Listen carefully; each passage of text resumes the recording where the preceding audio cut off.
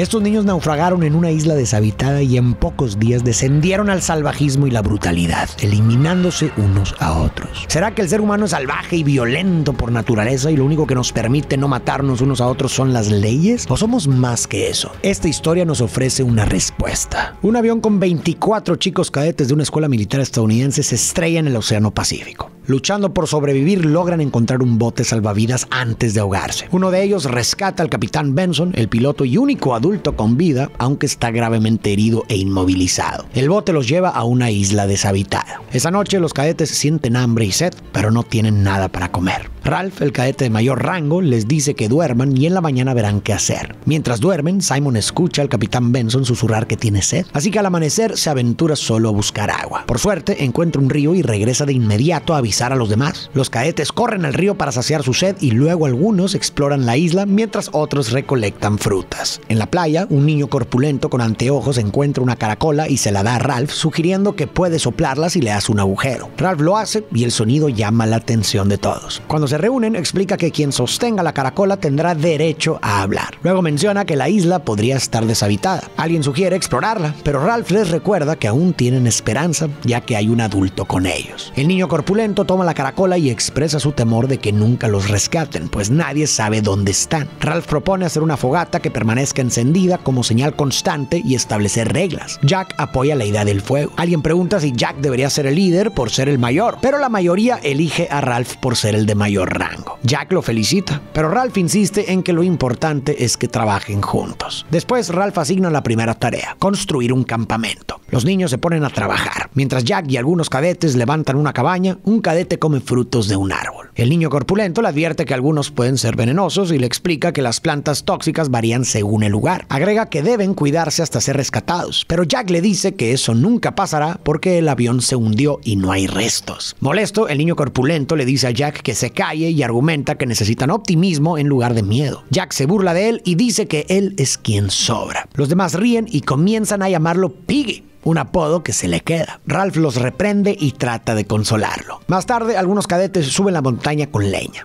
Jack y Ralph intentan encenderla sin éxito. Cuando Jack maldice, Piggy le dice, con intención de molestarlo, que eso no ayuda, lo que enfurece a Jack y lo hace empujarlo. Ralph observa a Piggy y se le ocurre usar los lentes de este para encender el fuego. Funciona y los niños celebran, pero entran en pánico cuando las llamas se extienden y un árbol cercano se incendia. Corren para apagarlo. Al atardecer, el fuego se debilita. Piggy y otro niño son asignados para vigilarlo. Los siguientes en turno llegan tarde y cuando finalmente aparecen, Piggy se enfurece con ellos. Esa noche, los cadetes se reúnen alrededor de la fogata en la playa. Jack cuenta una historia aterradora sobre una criatura en el bosque, asustando a algunos niños hasta hacerlos llorar. A la mañana siguiente, Ralph y Jack caminan por la playa discutiendo su situación. Ralph sigue preocupado, pero Jack lo ve como un lugar perfecto. No hay padres, maestros ni reglas, aunque admite que a veces una chica no vendría mal. Luego Jack lo empuja y terminan jugando a pelear en la arena. Más tarde se adentran en la isla para cazar. Un jabalí salvaje pasa corriendo junto a ellos, pero Jack no logra atraparlo. Mientras algunos cadetes vigilan el fuego,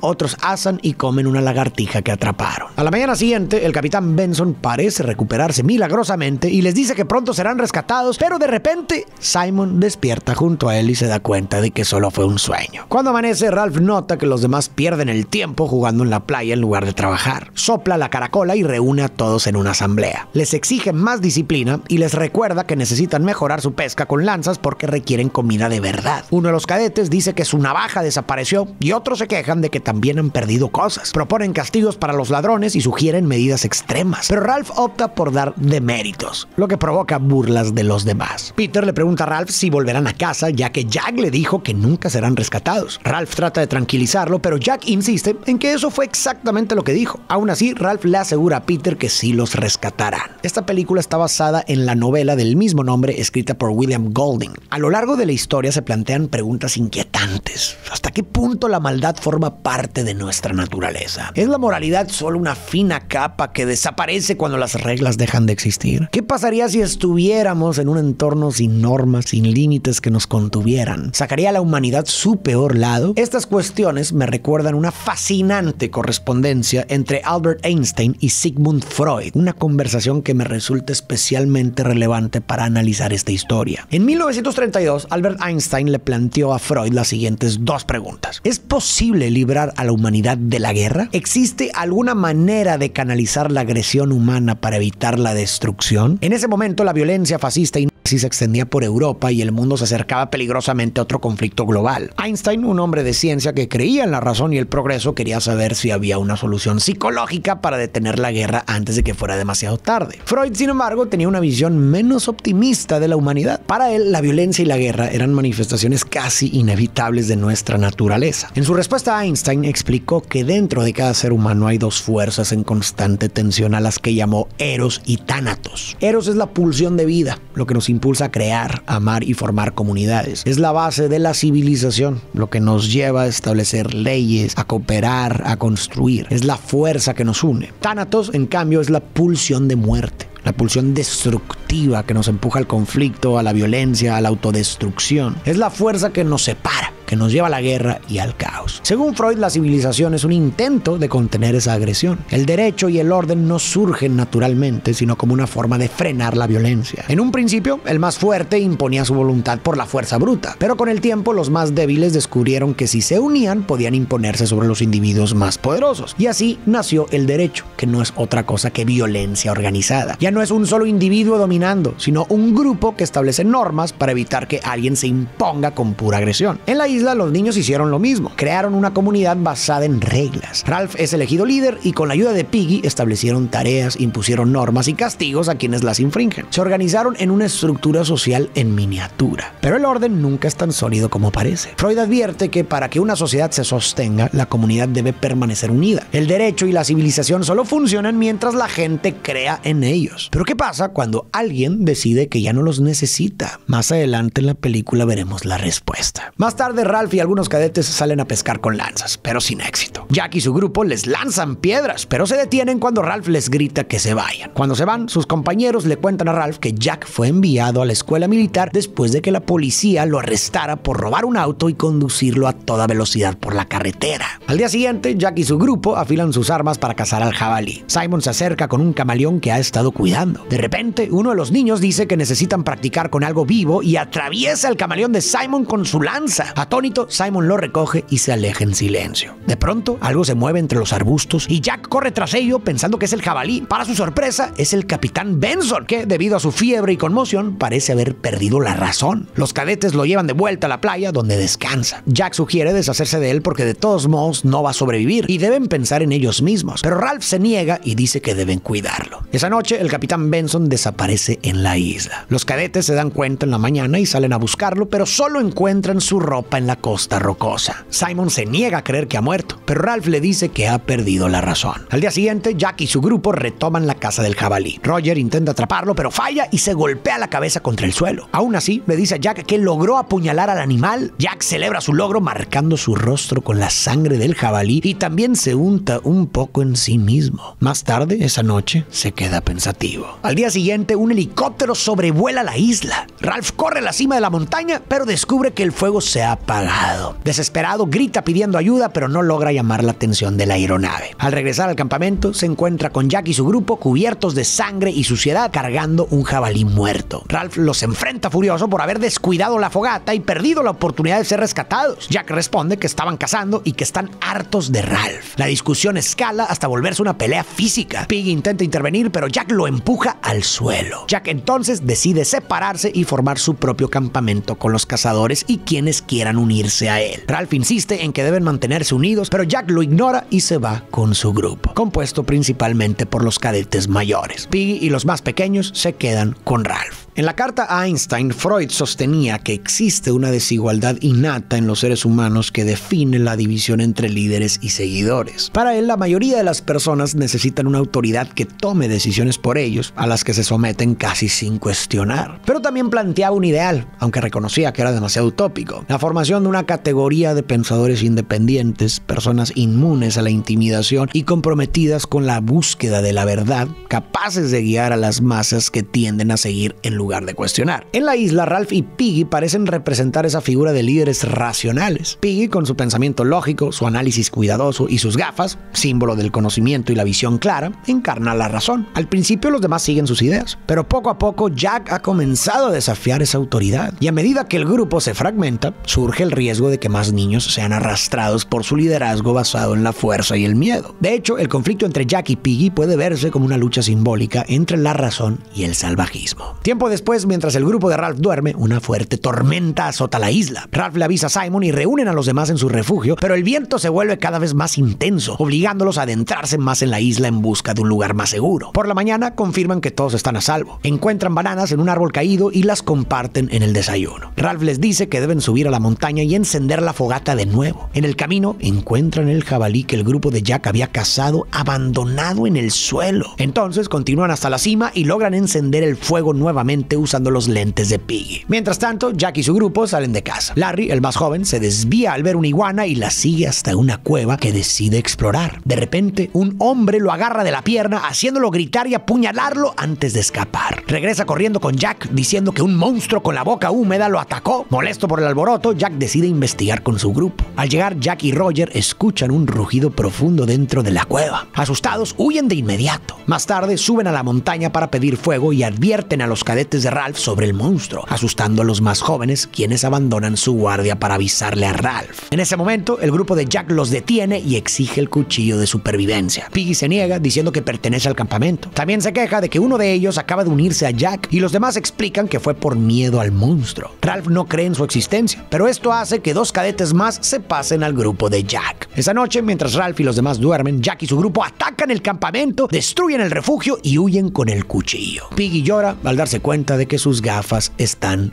rotas. Al día siguiente, Simon va al campamento de Jack y les pregunta a dos guardias dónde está la cueva. Ellos se lo indican. Jack y su grupo están en la entrada de la cueva, donde un cerdo y clavan su cabeza en una pica como ofrenda para el monstruo. Mientras regresan con el cuerpo, Simon los observa escondido entre los arbustos. En el libro, la cabeza de cerdo es llamada el Señor de las Moscas. De ahí el título de la novela. Este nombre hace referencia a Belcebú, un demonio asociado con la putrefacción y la corrupción. Y de esta manera, la descomposición de la cabeza de cerdo se convierte en un símbolo de cómo poco a poco la moral de los niños se va degradando. Más tarde, Jack y su grupo van al campamento de Ralph para anunciar que han cazado un cerdo y harán un festín esa noche invitándolos a unirse. También ordena que sus seguidores digan que el jefe ha hablado. Siguiendo con lo que mencioné al principio, en su carta a Einstein, Freud advertía que el derecho y el orden solo contienen la violencia mientras todos los miembros de una comunidad los acepten. Si la estructura que sostiene ese orden se debilita, si las instituciones que lo regulan desaparecen, si no hay consecuencias ni castigos, la violencia resurge con fuerza. Y el ciclo se repite. El primero que se siente más fuerte tratará de imponerse por la fuerza. En la isla, este pacto social era frágil desde el principio. Aunque Ralph fue elegido como líder, no todos estaban convencidos de seguirlo, especialmente Jack, el mayor del grupo. Más adelante descubrimos un detalle importante sobre Jack, que antes de llegar a la isla, la policía lo detuvo por robar el auto de su vecino y sus padres como castigo lo enviaron a la escuela militar. Y esto nos deja ver que Jack es un niño con problemas de comportamiento, alguien desafiante ante la autoridad, acostumbrado a hacer lo que quiere sin pedir permiso ni seguir reglas. Al principio aceptó a Ralph como líder y siguió las reglas, pero con cada día que pasaba su paciencia se desgastaba. Para alguien como él, la isla no es un problema, es una oportunidad. Sin adultos, sin normas, sin consecuencias, puede hacer lo que quiera. Para él, la prioridad no es ser rescatado, es quedarse. Jack desafió las normas, las desobedeció y al no haber consecuencias, el sistema que Ralph y Piggy intentaban sostener colapsó. Como advirtió Freud, cuando la estructura que mantiene el orden se debilita, cuando el pacto social se rompe, la violencia resurge y el ciclo se repite. El primero que se siente más fuerte impone su dominio y en esta historia ese es Jack. Jack tomó el poder con la intimidación y los demás lo siguieron. Su nuevo orden no se basa en la razón, sino en la fuerza, el miedo y la sumisión. Y cuando la violencia no solo deja de reprimirse, sino que se convierte en la norma, el resultado es inevitablemente brutal.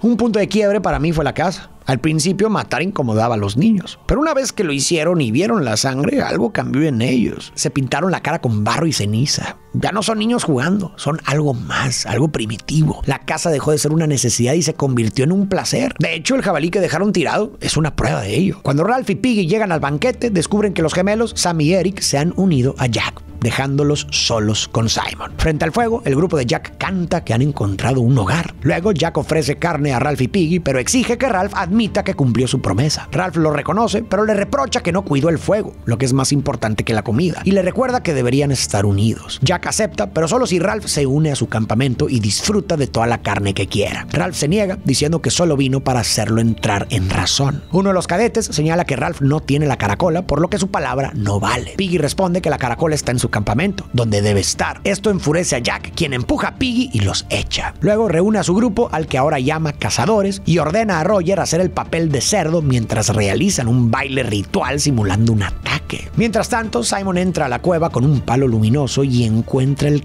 del Capitán Benson. Se da cuenta de que lo habían confundido con el monstruo. Alarmado, corre hacia la playa donde los cazadores celebran su banquete. En medio del ritual, los cazadores están exaltados. Cuando ven a Simon corriendo iluminado por la luz verde, creen que es el monstruo. Jack lidera el ataque y lo apunta fatalmente con sus lanzas. Todos quedan atónitos al darse cuenta de su error. Ahora solo quedan Ralph y Piggy. No se puede entender del todo El Señor de las Moscas sin conocer un poco sobre su autor William Golding. Su vida y experiencias fueron fundamentales para la historia que escribió, porque él no solo imaginó lo que ocurre en la novela, lo vio con sus propios ojos. Golding nació en Inglaterra en 1911. Antes de la Segunda Guerra Mundial llevaba una vida tranquila como maestro en una escuela secundaria, pero cuando estalló la guerra, todo cambió. Se unió a la Marina Real y pasó 5 años en combate, participando en misiones tan crudas como el hundimiento de barcos enemigos y los bombardeos en Normandía durante el día D. Esos años lo marcaron para siempre. Fue testigo directo de lo que el ser humano es capaz de hacer cuando la civilización se quiebra. Vio a hombres que fuera de la guerra eran ciudadanos normales, con familias, con estudios, con una vida estructurada, y que sin embargo se convirtieron en asesinos sin dudarlo. Vio el salvajismo en su forma más pura, no en sociedades primitivas ni en tribus desconocidas, sino en personas que en teoría representaban lo mejor de la civilización occidental. Tiempo después, Golding dijo: antes de la Segunda Guerra Mundial creía en la perfectibilidad del hombre en sociedad, pero después de la guerra dejé de creerlo. Las atrocidades que presenció cambiaron por completo su forma de ver la humanidad. Con brutal claridad llegó a la conclusión de que el mal es algo natural en nosotros. Lo expresó con una frase demoledora: cualquiera que haya pasado por esos años sin comprender que el hombre produce el mal tan naturalmente como una abeja produce miel, debería estar ciego o loco. Cuando la guerra terminó, Golding regresó a Inglaterra, pero lejos de encontrar alivio, se encontró con un mundo que seguía al borde del desastre. La Guerra Fría había convertido al planeta en un tablero de ajedrez donde las grandes potencias jugaban con la posibilidad de la aniquilación nuclear. Fue en este contexto que Golding comenzó a cuestionar las raíces mismas de la naturaleza humana. ¿De verdad somos civilizados? ¿O la civilización es solo un espejismo que desaparece en cuanto las condiciones cambian? Su visión del ser humano está muy cerca de la del filósofo Thomas Hobbes, quien decía que sin un gobierno fuerte que nos controle, sin reglas ni estructuras que nos frenen, la vida en su estado natural sería solitaria,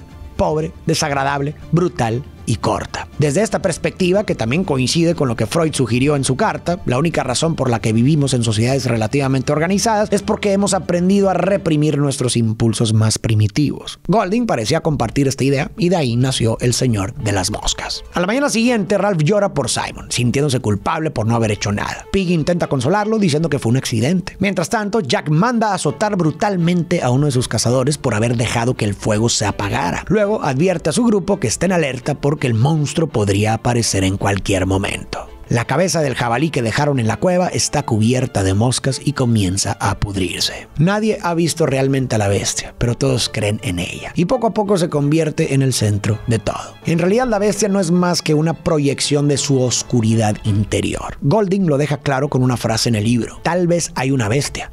Tal vez solo somos nosotros. La bestia no es algo que los acecha desde afuera. Es el reflejo de sus propios miedos, de la violencia que empezó a surgir en ellos. Freud hablaba de cómo la mente humana tiende a desplazar lo que no puede aceptar. Hay impulsos, deseos y emociones que nos resultan insoportables, así que los proyectamos hacia afuera. En lugar de asumir que la agresión y la maldad están dentro de nosotros, buscamos algo externo a lo que culpar. Es más fácil creer que el mal está afuera que aceptar que también puede venir desde nuestro interior. Eso es lo que han hecho los niños en la isla. No han podido aceptar que el verdadero peligro no viene de la selva, sino de ellos ellos mismos. No han querido ver en lo que se han convertido, así que proyectan ese horror en la figura de la bestia. La convirtieron en el enemigo, en la fuente de todo su miedo y caos. Pero hubo alguien que sí lo entendió: Simon. Simon fue el único que se atrevió a enfrentarse a la verdad y descubrió que no había monstruo. La bestia no era real, la bestia estaba dentro de ellos. Pero cuando trató de compartir la verdad, fue demasiado tarde. Resulta irónico que el único que entendió la verdad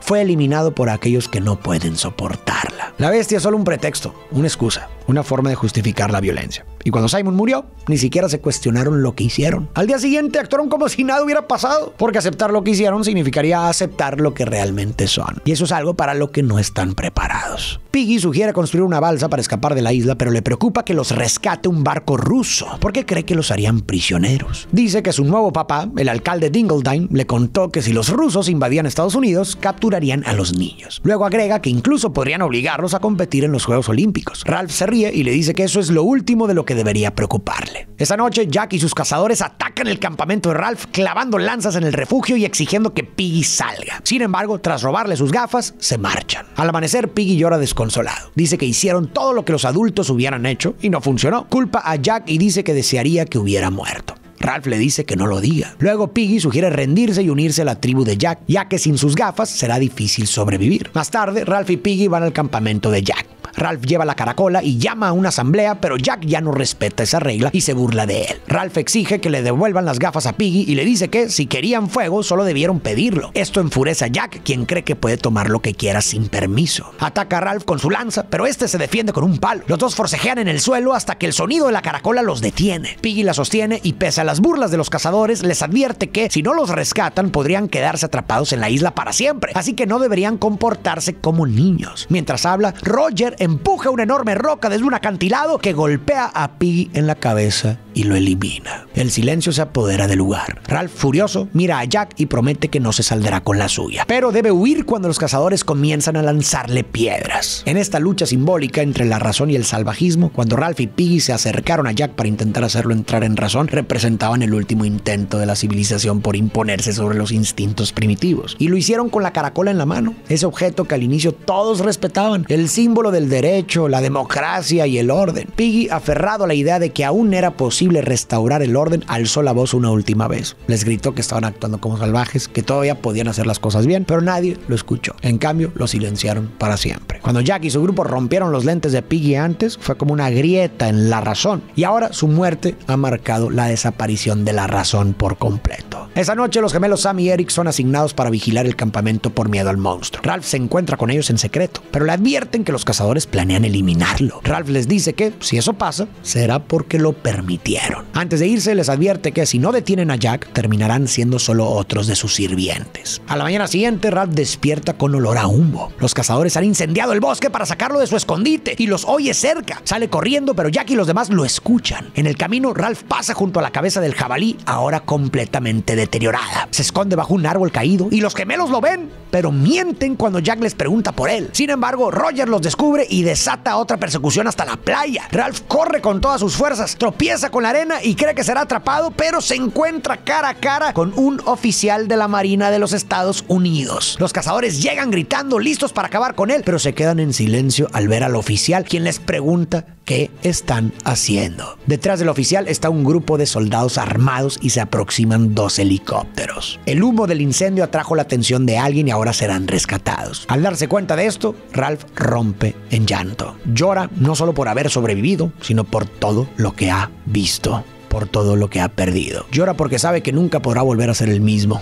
Ninguno de ellos podrá. El final de la película es profundamente simbólico. No se nos dijo con exactitud en qué época transcurrió la historia, pero hubo pistas que sugieren que está ambientada en plena Guerra Fría, en medio de la tensión entre Estados Unidos y la Unión Soviética. Piggy mencionó su miedo a ser rescatados por los rusos, recordando lo que su padre decía sobre una posible invasión a Estados Unidos. Y este detalle es importante, porque en ese contexto las superpotencias se vigilaban constantemente, preparadas para entrar en combate en cualquier momento, con la amenaza nuclear siempre presente. Y esto también podría explicar por qué los soldados llegaron armados, listos para intervenir. Pero cuando esos soldados aparecieron en la playa, a simple vista parecían ser los salvadores. Pero si miramos con más atención, descubrimos una ironía brutal. Son hombres armados, en medio de una guerra. Un conflicto que, al igual que el de los niños, se basa en la destrucción del enemigo. Y muy pronto, en otro lugar, estarán cazando a sus oponentes con la misma intensidad con la que Jack y sus seguidores persiguieron a Ralph por la isla. Al final del día, la única diferencia entre la guerra en la isla y la guerra en el mundo real es que los adultos han encontrado formas más organizadas de justificarla. Los niños solo regresarán a la versión adulta de lo que ellos mismos construyeron en la isla. Golding parece decirnos que por más que nos aferremos a la idea de que somos civilizados, la violencia nunca está demasiado lejos. La civilización es un acuerdo frágil que puede romperse en cualquier momento. No importa cuánto nos refine la sociedad, cuánto eduquemos a las personas o cuánto intentemos contener la agresión humana, en el fondo siempre está latente, esperando el momento para salir a la superficie. Freud, en su carta a Einstein, llegaba a una conclusión similar. Decía que la guerra no era un accidente, sino una consecuencia casi inevitable de nuestra naturaleza, que la pulsión de muerte, el impulso de destrucción, siempre está buscando una forma de manifestarse, que lo mejor que podemos hacer no es eliminarlo, porque es imposible, sino canalizarlo, controlarlo, limitar su impacto. Pero si todo eso es cierto, entonces,